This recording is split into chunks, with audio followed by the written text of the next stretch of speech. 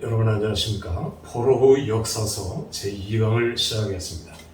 자, 지난 시간에 우리는 역대상 2장 18절에 나오는 헤스론, 유다의 아들이죠. 갈렙, 4장 15절에 나오는 여분네 아들 갈렙, 갈렙은 이방인입니다. 이방인. 자, 유다 지파는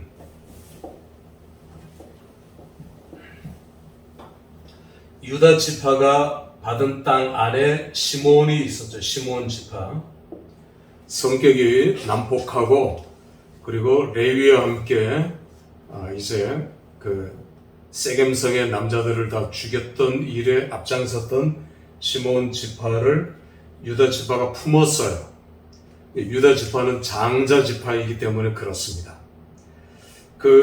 좀 길길이 날뛰는 시몬 같은 형제지만 또 그 지파들의 그런 호전성을 유다는 품었어요. 더군다나 제일 중요한 것은 이방인들입니다. 대부분 이방인들은 유다 지파에 편입이 돼요. 그러니까 장자 지파입니다. 늘 우리가 장자 싸움을 많이 하죠. 교파들도 그렇고 우리 교단이 장자 교단이다. 장자는 장자 노릇을 해야 장자예요. 장자로 인정을 받아야 되고요. 여러분 가문도 보십시오. 장자가 장자 노릇을 해야 장자 대접을 받습니다. 유다 지파는 이방인들도 편입했어요. 심지어 이방인이었던 갈렙은 장자 지파, 유다 지파의 지파장이 되었습니다. 여러분 이게 가능한 일입니까? 다른 지파는 이런 게 없어요.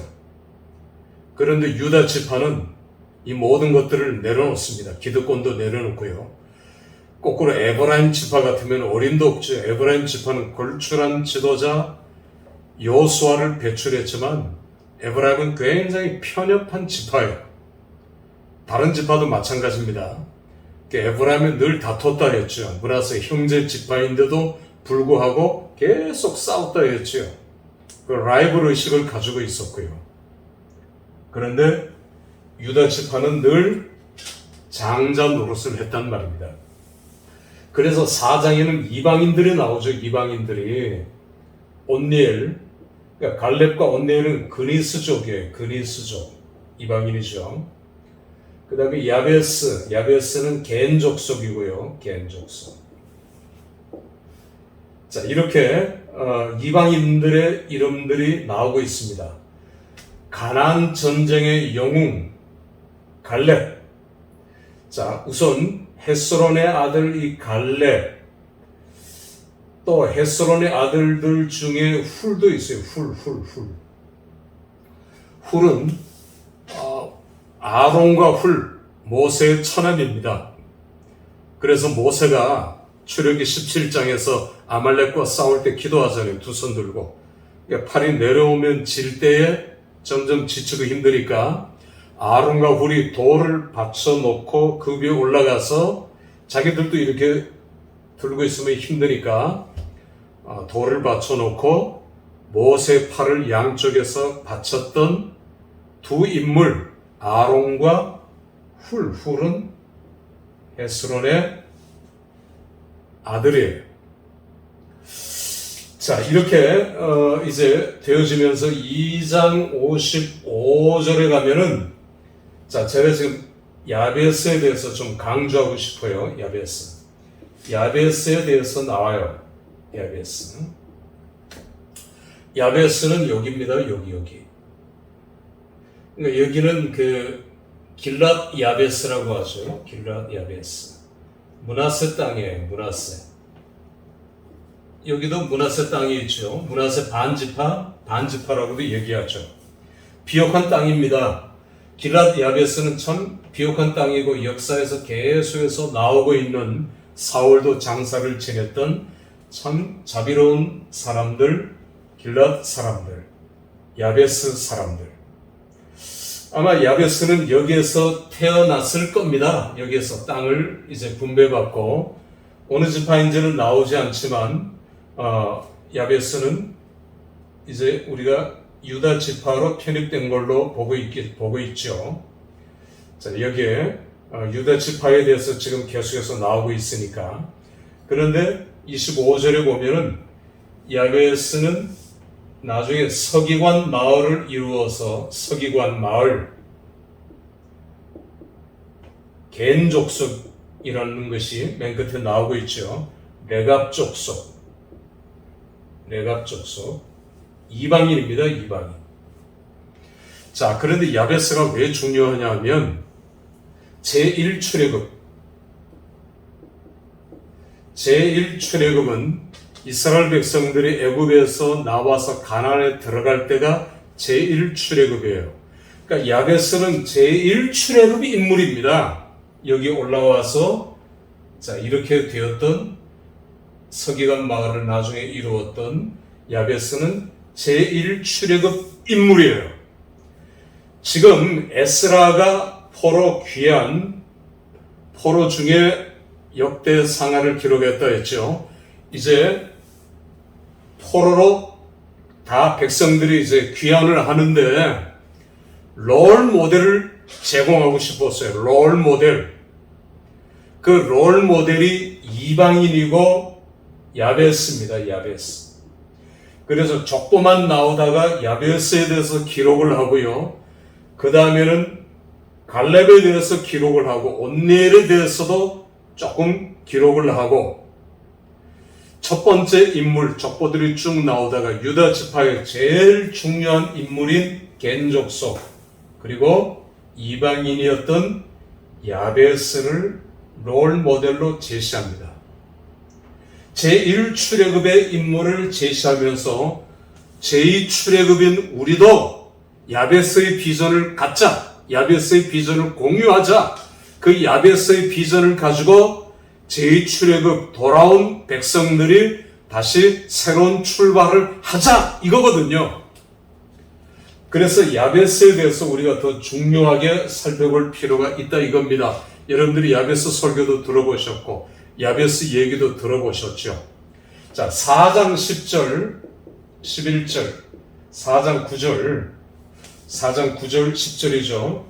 4장 9절에서 야베스에 대해서 어떻게 기록을 합니까? 야베스는 존귀한 자라.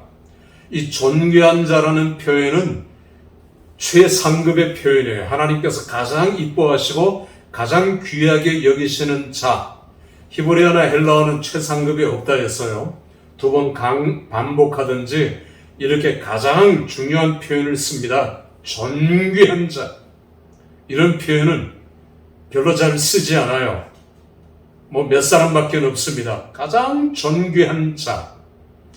야베스는 태어날 때부터 장애를 가졌어요. 그래서 그 의미가 이름하여 야베스, 정확한 발음은 야베츠입니다. 야베츠. 슬픔, 고통이라는 뜻이에요. 그 의미가 난산을 경험했더라. 직역하면 이거거든요. 히브리 성경을. 그러니까 이 아이는 난산을 거듭하고 의미가 이 아이를 볼 때 슬프다, 고통스럽다. 장애인이라는 겁니다. 장애인일 때 이런 표현을 쓰거든요. 이 아이가 이 세상을 어떻게 살아갈까? 너무 슬픈 거예요.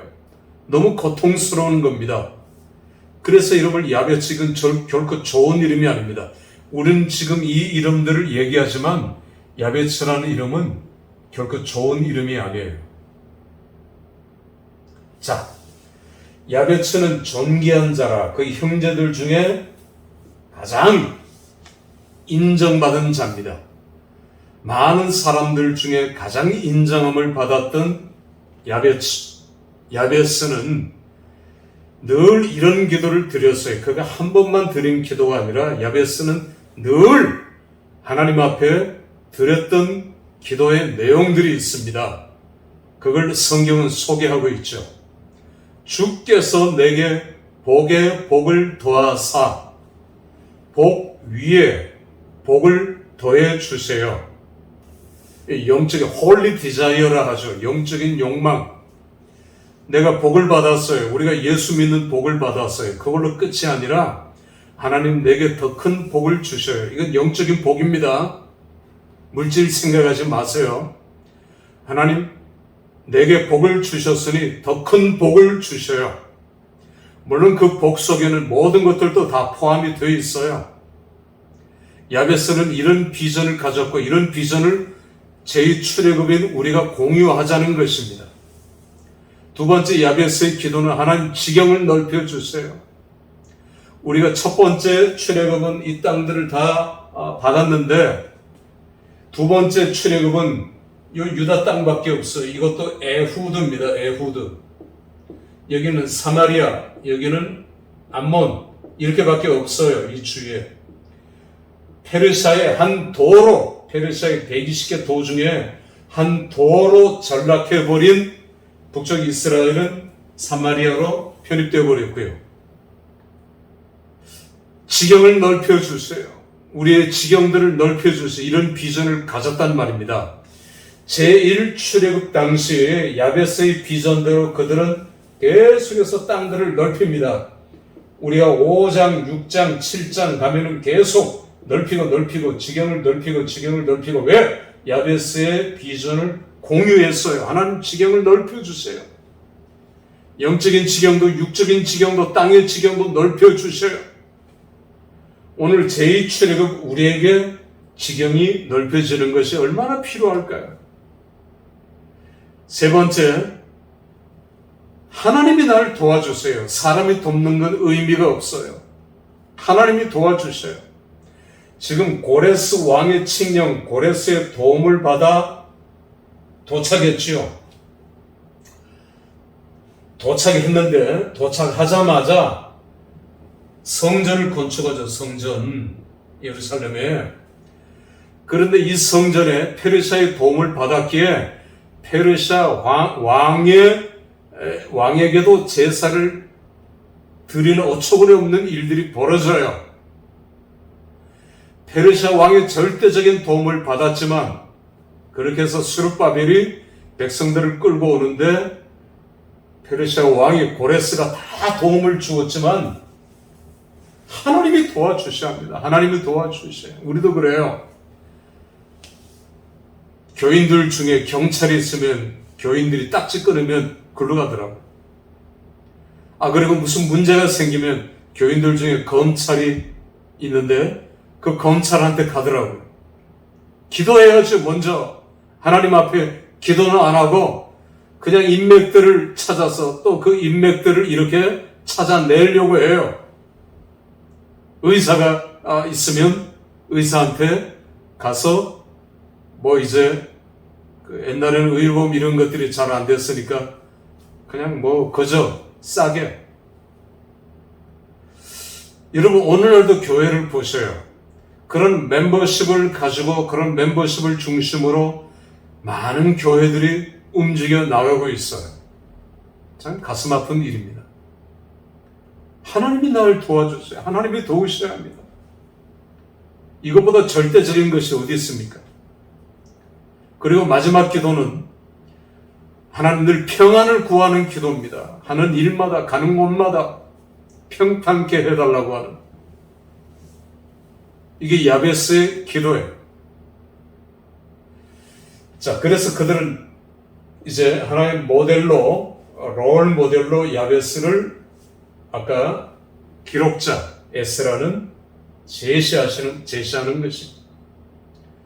그 다음에 갈렙을 제시하고 있고요. 갈렙같이 갈렙의 라이프 스타일을 우리가 본받자, 우리가 배우자. 헤브론을 점령하지 못했는데 기랏 아르바 헤브론을 점령하고 갈렙은 돌려줬잖아요. 이런 갈렙을 본받자.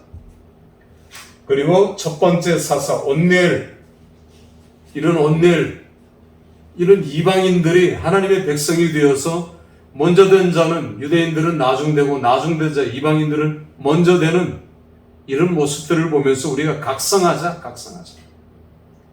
이게 역대상의 기록 목적이고 족보를 기록한 기록 목적이에요. 물론 족보를 기록한 제일 중요한 목적은 정체성입니다. 정체성.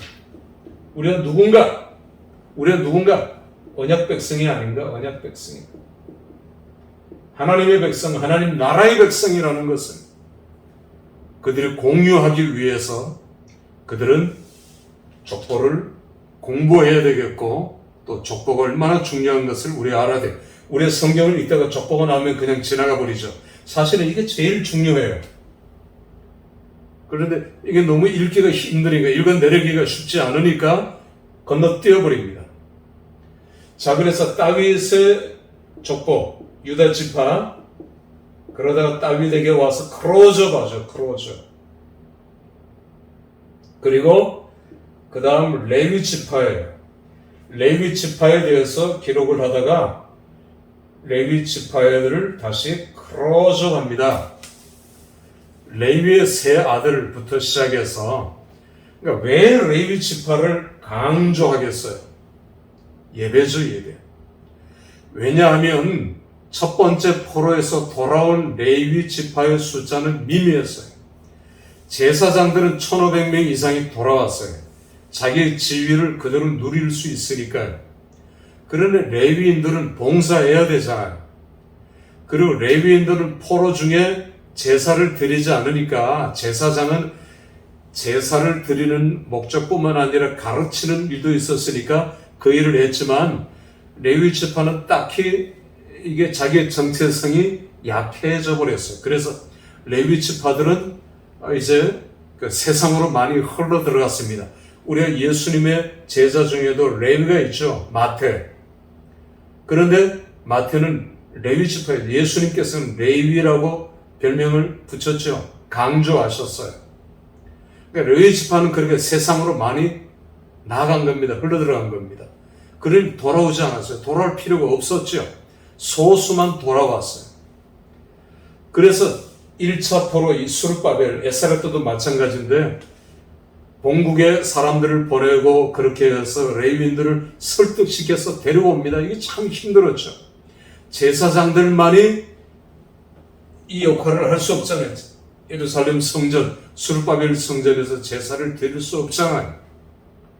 그런데 한 가지 놀라운 일이요. 르디님 사람들은 기브온 족속, 이방인이죠. 기브온 족속. 이렇게 이방인들이 많이 나와요. 이 기브온 족속들이 유다 지파에 편입이 됐죠. 이들을 르디님 사람이라고 하는데, 이들은 레위 지파, 레위 사람들을 도와서 제일 출애굽 이후에 성전 그리고 제사를 드리는데 도왔던, 공개했던 사람들이 르디님 사람들이에요. 이 사람들은 많이 돌아왔어요. 이게 뭡니까? 이 사람들은 바벨론 포로 중에 끌려가서도 그들이 제사를 드리는 일에 나무 패며 장작 패며 물기는 일을 할 수 없었지만, 이들은 구원에 대한 감격을 잃어버리지 않았어요. 하나님 우리를 언약 백성 삼아 주셨다. 우리를 주의 백성 삼으셨다. 유다 지파에 편입시켜 주셨다. 그래서 그들은 많은 숫자가 돌아온 겁니다. 놀라운 일이죠. 여러분, 오늘 우리에게도 이게 필요하지 않겠습니까? 오늘 교회가 개혁 이런 표현을 많이 써요. 기득권을 버려야 돼요. 기득권을. 교회 장로, 권사, 집사는 절대 계급이 아닙니다. 아니, 거꾸로 계급입니다. 거꾸로 계급. 우리가 직분을 얻을수록 더 많이 봉사하고 더 많이 헌신하고 더 많이 도네이션 해야 돼요. 헌금해야 돼요. 그런 누리려고만 하죠. 누리려고만. 이 얼마나 잘못된 것입니까? 여러분, 교회 개혁은 이런 개혁이 필요해요. 아래로부터의 개혁입니다. 위로부터의 개혁도 주의 종들, 교회가 개혁된 이런 얘기들을 많이 하지만, 사실 이것보다 더 중요한 것은 이 아래로부터의 개혁이 제대로 되면 위는 개혁하지 말라고 해도 됩니다. 위가 아무리 개혁해도 아래가 개혁이 안 되면, 목사가 아무리 떠들고 설교하고 가르쳐도 이게 안 되는 거예요. 이게. 여러분, 이건 너무너무 중요한 것들입니다. 우리는 족보들을 통해서 이런 것들을 배워야 하고 이런 것들을 배울 수 있습니다. 내가 누구냐? 자, 마치겠습니다.